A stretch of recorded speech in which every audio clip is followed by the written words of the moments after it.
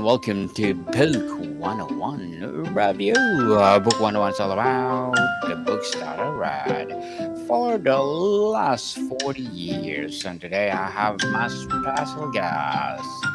She's a debut author and she's offering his debut book, Step, Step into Your Miracle, Transforming Trauma into Triumph. No other than Miss Shannon Michelle. Hi. Well, Welcome. that is me. Welcome. I'm Shannon Yes. Shannon, and thank you. That was a beautiful introduction. Well, Um, yes. Welcome, I, welcome to Book 101 Review, Miss Shannon. And can you please introduce more about yourself? Absolutely, I would love to. So Shannon Michelle, and I am a new author.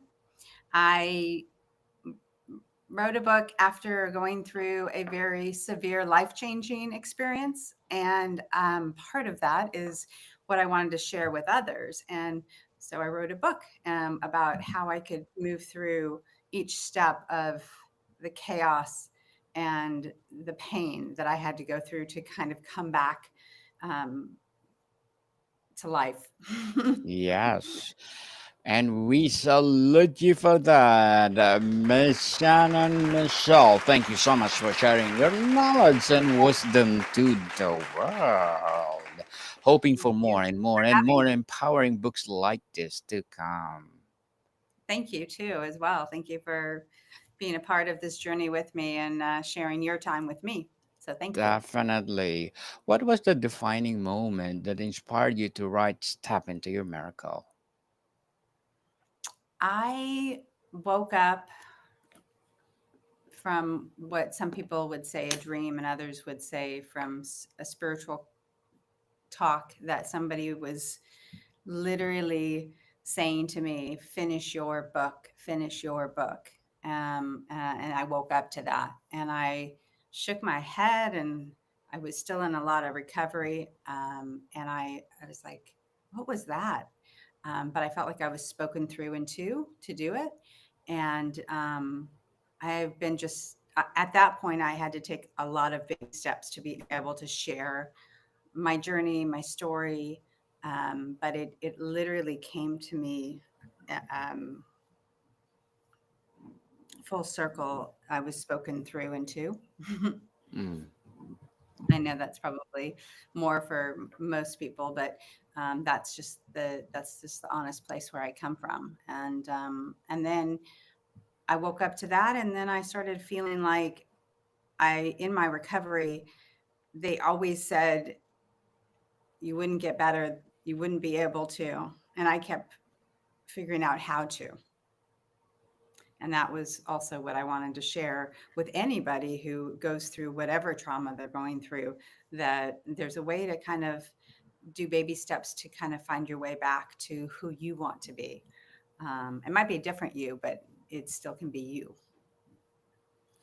Baby steps, people, baby steps. How did your personal experience with trauma shape the message of this book? Well, again, it's in layers. So it started with a very severe motorcycle accident that thankfully I don't remember. I was hit on Pacific Coast Highway on my motorcycle by somebody who did an illegal U turn.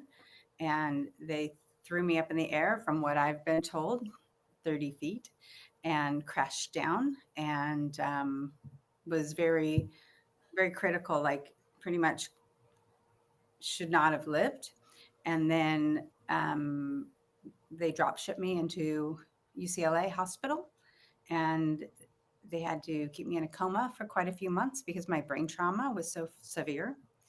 And they had all kinds of surgeries they had to do because everything was broken. Some is more obvious than others. And and they did all the putting me back together, and then they kept me in a coma because they needed to because of the brain swelling and the brain trauma. And then finally, they slowly, within 2.5 months, started kind of bringing me out, and then it gave me a chance to come back to life, and and that was the beginning of my my motorcycle accident trauma, my motorcycle chaos, and then about a year and a half later, I was diagnosed with breast cancer. And I thought, that can't be happening. I've been through too much. If I was supposed to, if I was supposed to have something severely take my life, then it would have happened. And I didn't take it very seriously at first until I had to because it was very severe. And then I kind of worked through a few more surgeries and a few more reboots and changes. And again, with all of that is about what I share in my book is how in the midst of the most severe trauma you could ever imagine, pretty much going up what I recall of coming back from my life and being rebirthed, and then again being told, "Oh, we're not done yet. You got more to work on."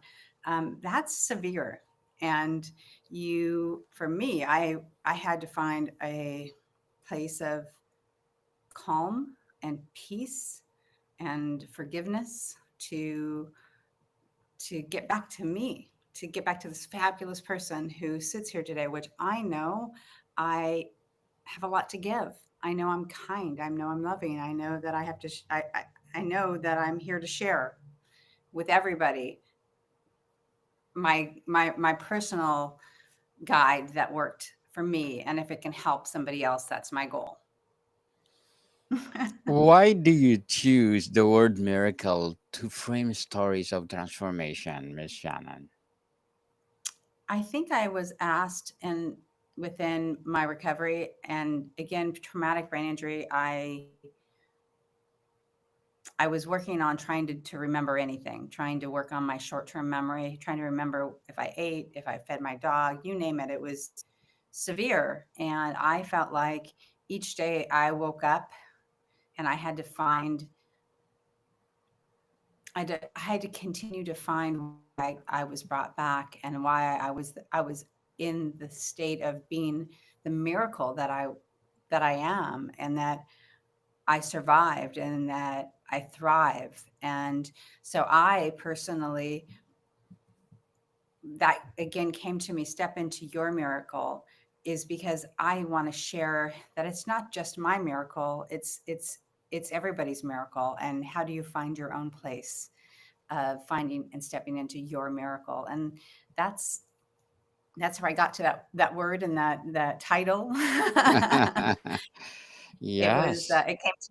it came to me again. Everything just considering the brain trauma I was in, everything would just through me, and I could speak it. And I personally, as a very engaging, intelligent woman I ran a very successful interior design firm for 25 years before my accident. Yes. Um, so I had my own success in other ways, and that person and that strength, that person was still in there. Um, and that's again part of the steps that I would have to take to find my way back. Miss Shannon Michelle, again, thank you so much for empowering us and empowering the world itself. Let's talk about the themes and message of the book. How do you define trauma to triumph transformation in your book? Because I personally believe that no matter what kind of trauma you have been through, there is a reason for it, and it's finding the gift of being taught something and taking your trauma and turning it into something positive and winning. Um, and and and that's kind of again how I would wake up each morning trying to work through the pain and the because I was like broken into so many pieces. I was in, new hips, new wrists, like you name it, everything was broken. And I had to find a way to take something so severe as new hips and not a wheelchair. And are you going to walk? And are you going to even wake up or not look out a window? And again, all of those things brought me slowly back to where I sit today. And I feel like I have conquered triumph.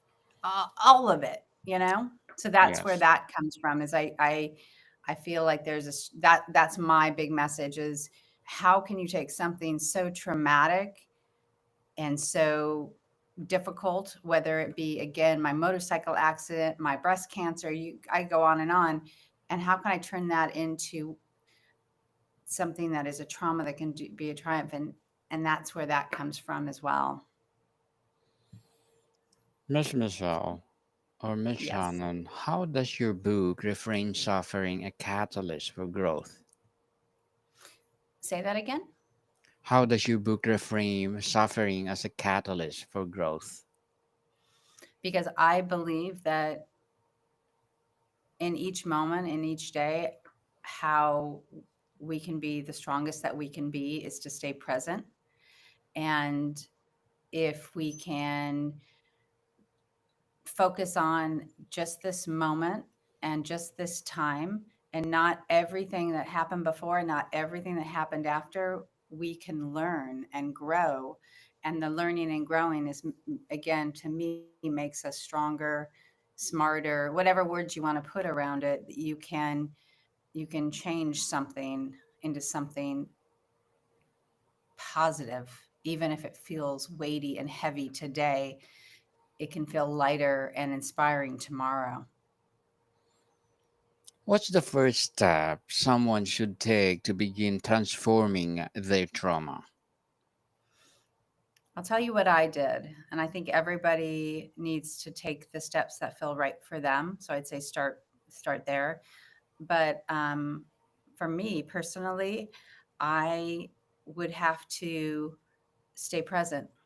If somebody can stay present and just take in the moment, like this moment you and I are having right now, is a moment in my life that I am going to gain knowledge from, find interest in, and be inspired by. If I can stay present and not think about the befores of doing it or the afters of what comes of it, but staying present. And so, if people could baby step into this present moment and just kind of pause and think, this present moment, I want a cup of tea. I want a cup of tea, and I would love to have a cookie next to my tea. Like, so it's whatever speaks to you when you stay present, I think is the first step into coming to the positive side of the growth. Hmm. Empowering answer, Miss Shannon. Truly empowering. Is there something that empowers you? Yes, indeed. Tell Can you me. share can you share one exercise or practice from the book that helps readers reclaim their power?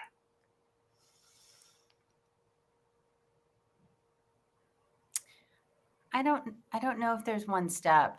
I think it's again staying present with each moment and engaging and understanding that each moment is worthy of you, and worthy of your attention, and stepping through each moment and really understanding why you are where you are so that you can continue to move forward.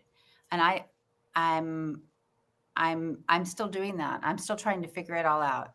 So um, I guess I would want to have a personal conversation with somebody and ask, what would be your top three things that bring you joy? What are the top three things that are really difficult? And have conversations within those things. I think if people can try to make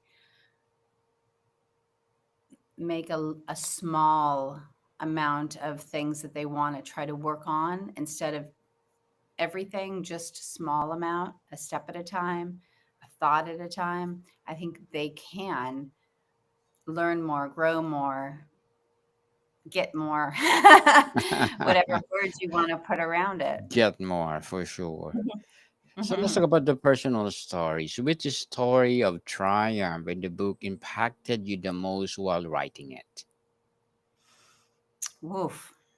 I think that the original goal, beyond what we were sharing earlier, was that in my brain trauma, which was obviously very severe for them to have to, for it to be such a break that they had to keep me in a coma for quite a few months, I was just trying to remember myself, and I was trying to remember my life. And so the only way that I could get through a day for me was to write things down and remember what worked and what didn't.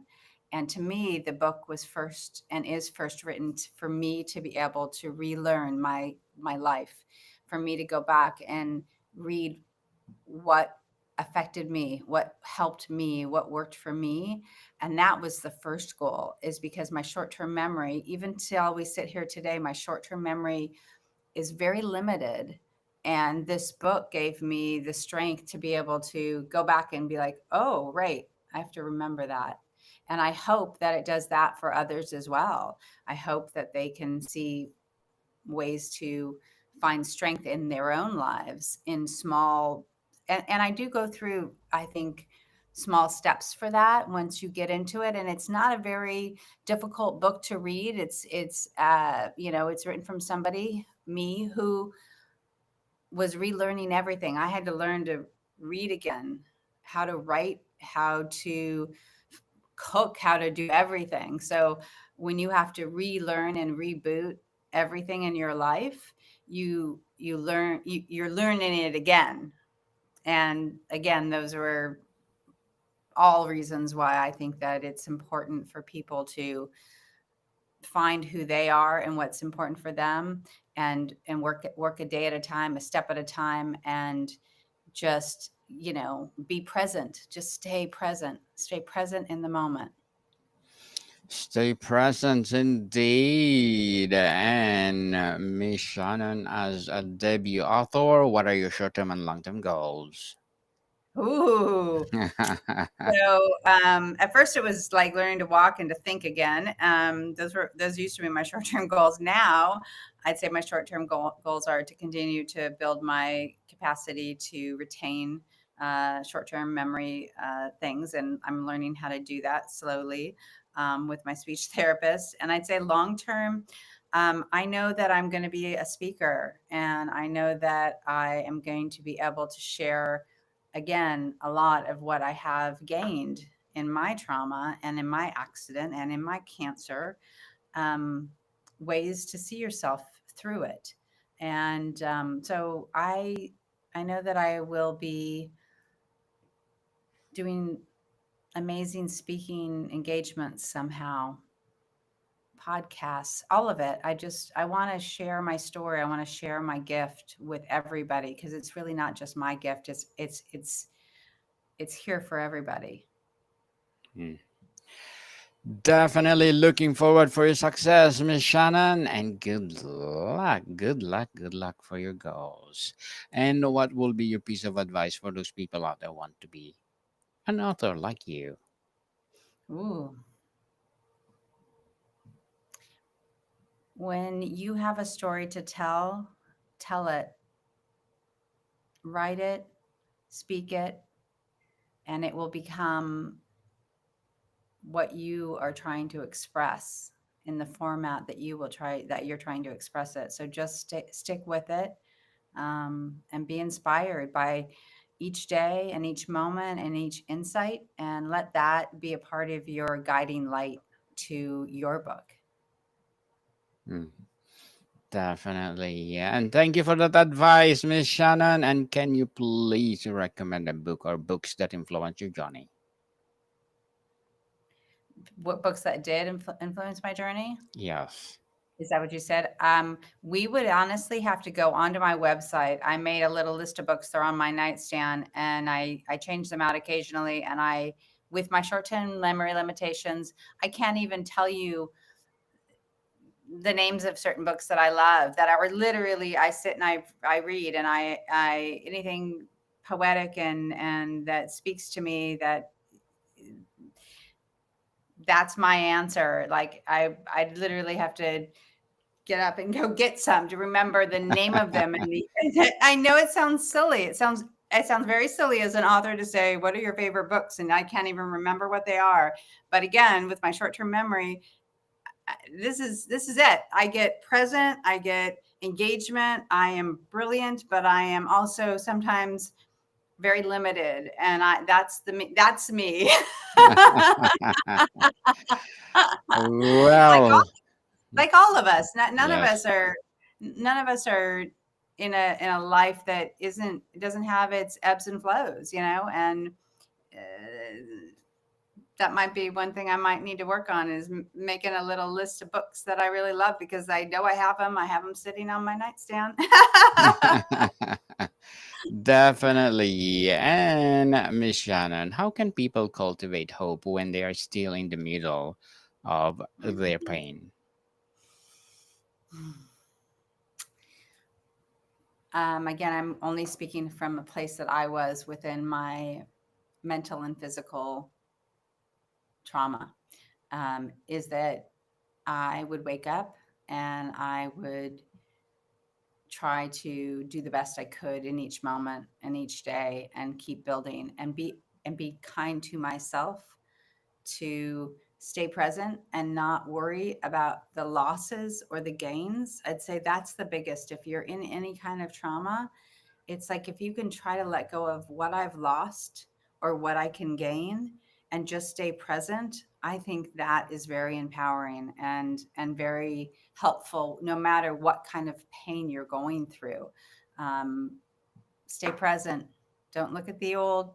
Don't worry about the new. Just right here, right now. You know, that can give you freedom and strength. Freedom and strength for sure. So, how can people, well, uh, do their best way to support someone going through a trauma without overstepping? That's a great question as well. I'd say listen. I know that, again, I have so many people that were caretakers, friends, family members who helped me through my trauma, holding my hand um, along the way. And I would say that the ones that I remember being the most helpful to me were the ones that would listen to what I had to do and say, and not just keep working on fixing me, but just spending time with me. Though that was the most helpful because sometimes I felt like so many people wanted to fix me and help me and guide me. And all I wanted sometimes was people just to sit with me, to hold my hand, to whatever it might be, like just be present and again be kind and know that touch and that listening is very powerful and healing. What one unexpected, yes. What's one unexpected lesson about resilience you learn from readers? Like, so I'm going to go back to the obvious, staying present. And I know this has been a little bit on repeat for what I talk about, but um, it's hard to stay present. And we don't realize how much we try to do and fix and understand and don't stay present. And I'd say that if if everybody can go through a moment where if they are unsure about something, that they do a moment of staying present and kind of just doing it, not trying to sort it out and not trying to compare it to other situations, but just stay present. And then within that, let that help you take the next step. Um, because again, when you're sitting across from me right now, you are engaging with me in a beautiful way, and you have done this many times, and I can tell because you have questions specific that are very engaging, but um, very known for you to say. And sometimes, again, if you and I were just sitting here talking and you were staying present and not trying to guide me through this, which I know you are because you have to, because I'm learning all of this. So thank you. I mean that with a compliment, but that you help guide us others through something that is new and difficult. At least that's me. And thank you for doing that. And I hope that you, within everything that we're talking about, that you're able to stay present with whom you're speaking with as well, and and take in what you can gain from it, what you can learn from it. And I hope, and maybe you do that already. I could be talking to a person that's all that you do, but that's just Yes. me in the moment sharing how I'm taking on. And I appreciate all these wonderful questions, but I sit here and I'm like, I wonder about him. And I need to engage with more of what you've written and more of what you've spoken about and see what I can retain from it. And that helps me. I know that'll help me. Like I make post-it notes. That's a post-it note for me. Watch Definitely. movies. Yeah. Yes, indeed. So, Miss Shannon, before we wrap up our discussion for today, I'm inviting you to please do listen to my other podcast, people. My other Yes. podcast, because my abstract essay is already in fifth season, abstract poetry in second season, and my book 101 review in fifth season too, comedy 101 in second season, and my food 101 in fifth season as well, geography 101 in fourth season, and my baby podcast law 101 and mental health 101, love letters Wow. in third season, and movie 101 review and music 101 in fourth season, and science 101 and sex 101 Oh, in its first wow. season. Yes, please listen to them wherever you I'll listen to a few of listen them. your podcast. I will, Yes, I will be listening to a few more, and I hope that you and I engage on another podcast. definitely. I'm inviting you to please do come on my abstract essay and let's talk about your writing process over there. So, Miss Mhm. Shannon, if readers take away just one thing from your book, what do you Yes, hope it is? there's hope. There's hope for you, and know that it's possible. Just keep remembering that it's possible.